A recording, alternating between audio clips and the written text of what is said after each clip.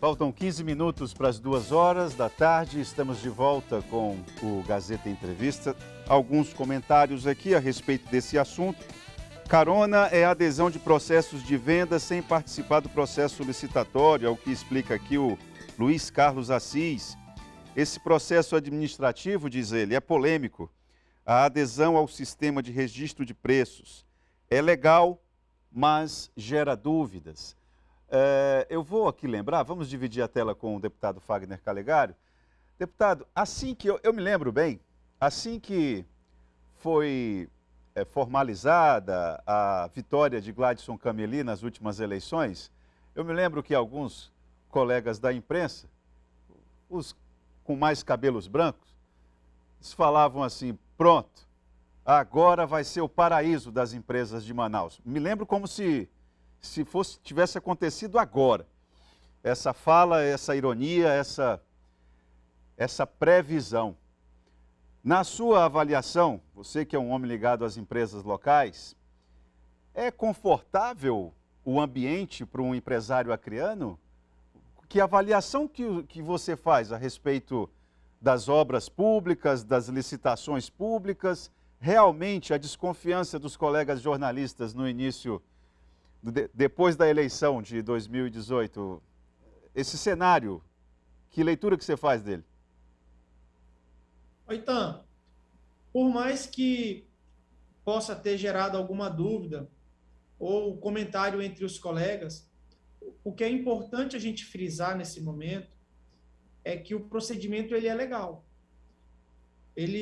O que eu tenho tentado buscar através dessas duas medidas, agora especificamente sobre a carona, é valorizar o empresário local, o empresário do nosso estado, o empresário que é o responsável por gerar a riqueza do nosso estado, o empresário que é responsável por empregar. E não adianta me vir com aquele discurso de que, mas se o cara é do Rio Grande do Sul, é de São Paulo, ele ganhou o contrato aqui, ele vai gerar...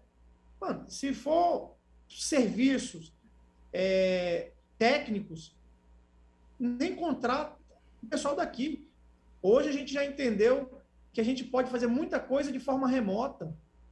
Contratos na área, não é o caso do estado do Acre, eu vou deixar muito bem claro, mas um exemplo aqui, contratos de projetos urbanísticos, eu não preciso contratar os profissionais daqui, eu contrato os profissionais da sede da minha empresa, ou do domicílio da minha empresa, se é uma empresa de fora. Ou seja, o que a gente tem tentado realmente, de forma efetiva, é dar uma resposta para a nossa sociedade acriana, para os empresários acrianos, que penaram nos últimos anos, penaram mesmo. Nós sabemos que principalmente a área da construção civil foi a mais afetada. Tivemos aqui várias empresas que hoje já não participam mais de nenhum certame público porque faliram, porque hoje não tem condições de ter uma certidão negativa, seja ela federal, seja ela trabalhista, para poder estar participando desse procedimento. No entanto, eu não posso ver tudo isso acontecendo vindo do segmento da iniciativa privada e não buscar nenhum remédio legal, Oitan. O que eu estou falando aqui, o governo ele peca, eu vou colocar que ele está pecando com o empresariado local. No entanto, eu não posso dizer que o governo está errado. Não, olha, deputado, a questão aí, me parece que e o senhor é um homem da política, a questão, a discussão não abarca a esfera legal exclusivamente. Há um componente político importante. Veja só, você está falando isso aí, olha só o que o Luiz, lá do bairro 15, diz. Boa tarde, Itaã. Na verdade, neste governo, já está com aproximadamente 3 anos que não existe licitação de gráfica. Isso é um segmento muito especial, sobretudo, inclusive, para a classe política, não é? Então, assim, é apenas um segmento. A verdade é que parte do empresariado, sobretudo de pequenas empresas, está se sentindo muito excluída de todo o processo, deputado. Não, e já que você tocou nesse assunto do pequeno empresário, do microempresário e empresário de pequeno porte, na última semana eu tive uma reunião onde eu vou estar tentando, com o segmento, e vou estar tentando buscar com o governo que delibere licitações específicas para esse segmento. Específica, porque a lei prevê esse tipo de ação. Mas, assim, é triste falar, é triste ter que concordar. A gente sabe que não dá para ficar jogando mais a culpa na pandemia. Sim, sem dúvida nenhuma. Tivemos problema com o sinal do deputado. Tem aqui um comentário, não sei se o sinal já voltou com o deputado. Diz aqui, ó, pergunta aí ao meu vizinho por que o deputado não comenta sobre o preço dos produtos e o preço da gasolina. Onde é a culpa do governador? Aonde está a culpa? É o Edivaldo que está falando isso? Acho que o Edivaldo está perguntando isso para você, deputado Fagner Calegari. Ele está perguntando... Oi, Tan. Você entendeu a pergunta, não? Conseguindo me ouvir bem? Sim, eu estou. Tá, eu acho que eu consegui compreender também a pergunta. É sobre a gasolina, o alto preço do combustível.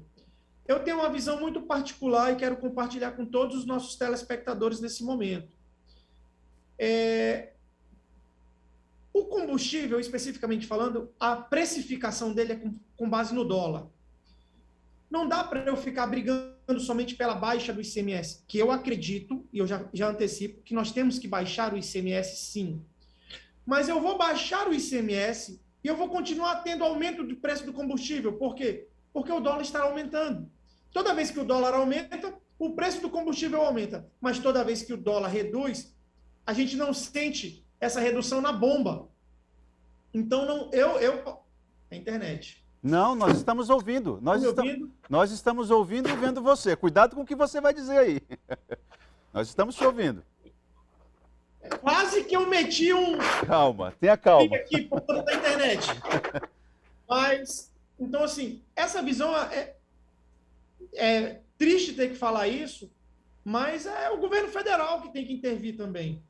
Alinhado com os governos dos estados.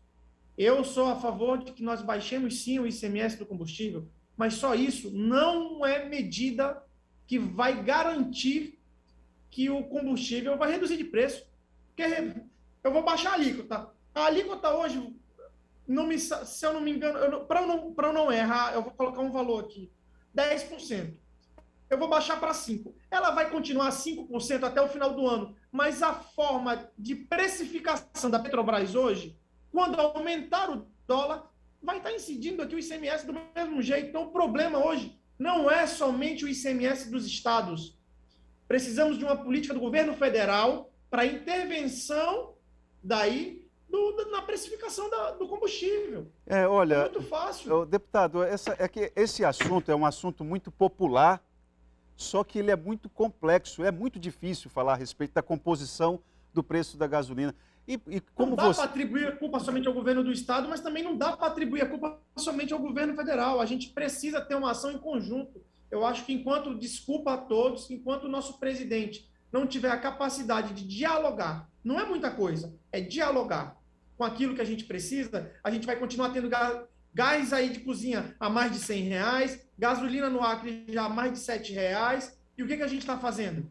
E o salário e o Bolsa Família? Então, assim, é muito complexo mesmo, então, eu concordo com você. Mas a gente também não pode fechar os olhos. Correto. O problema é que os deputados, as assembleias estaduais, são as que primeiro levam o coice do eleitor, porque estão ali mais próximo.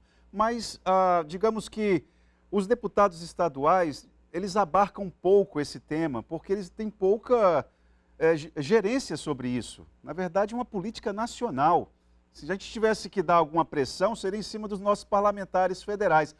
Mas sem dúvida... no nosso regime de competência, na verdade. Exato. Mas tudo bem, faz parte do jogo, nós estamos aqui para ser também a voz do telespectador. Agora, o Calegari, tem essa situação, tem aqui outra beliscada aqui. É inadmissível empresas de Manaus ganharem serviços gráficos no Acre, aluguel de carros e até transporte escolar na zona rural. Sem falar das obras mais volumosas. Estranho isso. Quem diz isso é o Francisco Pâncio. O Calegari, então, sobre essa questão da carona... Sobre essa questão da carona, Calegari, deixa eu só colocar aqui para a gente passar adiante. O que o teu projeto de lei sugere? Sugere que seja proibido pegar carona de outros estados, desde que nós não estejamos em estado de calamidade. Não é isso? Qual é outro critério? É vedado aqui. Fica a adesão de ata de registro de preço de outros entes federativos, exceto quando justificado o estado de necessidade, como calamidade pública, e desde que não haja nenhuma ata vigente no estado do Acre. Ah, ok, certo. Eu acho que isso... A gente proíbe completamente, a gente só quer que, primeiramente, seja verificado dentro do estado do Acre. Desculpa falar assim, até pelo carinho que eu tenho por todos os servidores públicos do estado, mas parece que é um atestado de incompetência. Toda vez que a gente vai lá fora e busca uma ata. O estado não teve capacidade de finalizar um procedimento licitatório. E aí eu tenho que assistir razão ao telespectador que reclamou que são quase 3 anos, porque são realmente quase 3 anos sem a gente conseguir. Aí já se trocou o secretário, salvo engano, por 2 vezes. E a gente não consegue ver um resultado. Assim, a engrenagem não está funcionando. As licitações não estão andando. E eu vejo com muita preocupação. E mais do que me preocupar com isso, eu tenho que me preocupar com aquele pai e mãe de família que hoje, às duras penas, empregam no nosso estado. Que às duras penas vem sofrendo aí de gestões passadas e que enxergavam no governo, no atual governo, essa possibilidade, e hoje eles vêm sendo preteridos por outras empresas. Assim, eu não posso deixar isso passar despercebido. Eu falei isso outro dia numa outra entrevista, Oitan. Eu fui convidado para fazer parte da base do governo, mas eu não vim para fazer parte de uma base sendo cego, surdo e mudo. Aquilo que é importante para o nosso estado, aquilo que é bom para o acreano, eu preciso levar para dentro do Palácio Rio Branco essa discussão. Eu preciso fazer com que o governador possa entender que no Acre tem boas empresas. Hoje tivemos aqui na Assembleia uma discussão sobre uma audiência pública sobre a BR-364. Veja bem, as 2 empresas são acreanas, estão reclamando por conta do alto preço dos insumos agora, que inviabiliza, com base no valor da licitação inicial, continuarem. Então, eu não posso ver as boas empresas desse estado morrerem. Calegari, tem essa situação da dispensa de licitação. Vamos adiantar aqui na nossa discussão, porque senão a gente não vai para frente. Você considera mais grave do que a questão da carona? Eu percebi na tua fala que você se preocupa mais um pouco com a questão da licença, a dispensa de licitação. A dispensa, ela me traz um pouquinho mais de preocupação, então, assim como ela é a preferida dos órgãos de fiscalização e controle externo, pelo simples fato de haver pouca transparência. Qual é a garantia que uma empresa ou uma pessoa física que está participando de um procedimento de uma dispensa de licitação tem que não vai haver nenhuma manobra quando as propostas de preços elas não são abertas assim ao público? Eu mando por e-mail e fico simplesmente preso ali à análise do técnico que vai ver aquele documento, que vai estar analisando aquele documento. E uma das medidas que a gente coloca nesse procedimento de dispensa é que ela pode acontecer sim. Às vezes eu preciso comprar um medicamento de forma muito rápida, não tenho como fazer uma licitação. Mas a abertura dos preços, ela vai se dar em uma audiência pública com os interessados. Eu preciso saber se aquilo que está sendo vendido para a administração pública é realmente aquilo que foi solicitado, porque às vezes uma empresa cota o item correto e vem uma outra empresa e cota um item paralelo ou genérico, e aí ela não tem condições de disputar, o preço não é igual. E olha, o Calegari, e quando é dispensa de licitação, vou te colocar aqui um produto que você está falando aí tendo como referência alguma coisa relacionada à área da saúde, um remédio, um equipamento sofisticado, isso aí é uma coisa. E quando é Comunicação, por exemplo. Qual é o critério que vai sustentar uma dispensa de licitação na área de comunicação, por exemplo? Difícil. A dispensa de licitação, apesar de ser legal, ela, como você está... Eu acho que o teu projeto de lei tenta dar uma regulamentada nisso, porque a impressão que dá quem está de fora é de que são acordos sendo finalizados ali. Eu prefiro acreditar que essa segunda opção aí não aconteça. Eu prefiro acreditar que isso não esteja acontecendo. Mas você que é da área da comunicação, trabalha nisso há muito mais tempo do que eu, então sabe que não pega bem, não é legal. A gente tem, se for dispensa de licitação, a gente tem tantas empresas aqui dentro do nosso estado que teriam condições de estar gerindo isso. Sem dúvida. Ô Calegari, para finalizar nossa conversa, que o nosso tempo já acabou, tem aqui uma pergunta. Ó. Se o nosso estado sempre dependeu da construção civil na sua economia, por que a demora de 3 anos para vocês do governo acordarem? Ele já está colocando você como um integrante do governo. Seriam as eleições de 2022 ou é incompetência mesmo? Boa pergunta. Aí eu vou falar o que eu falei ainda agora, o telespectador. Quem é o telespectador, então? Ele não se identificou, infelizmente, aqui. Mas vamos lá. Sou eu. Mas vamos lá. Assim, não, tranquilo. É que a gente pode falar. O que eu posso falar? Tem coisas que não tem como a gente defender, então. São quase 3 anos sem aí nada, nenhuma grande obra. Agora sim, a gente vê. Aí eu também tenho que ser justo. Eu tenho visto o Petrônio muito empenhado nas ações aí de abertura de ramal, entrando. Estamos chegando no inverno, tudo bem.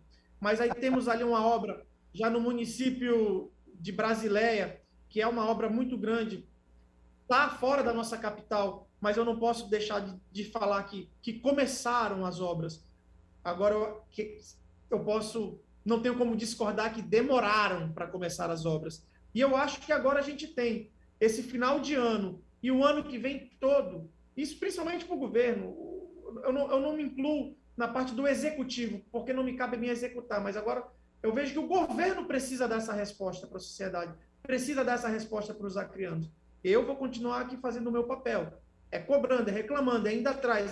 Como diz o outro, eu pareço uma mutuca. Eu chego no órgão público, me apelidaram de mutuca outro dia. Mas não é porque a gente precisa saber o que está acontecendo. E você sabe muito bem que tem secretário que não gosta de receber... Deputado é bicho que nasceu para ser chato mesmo.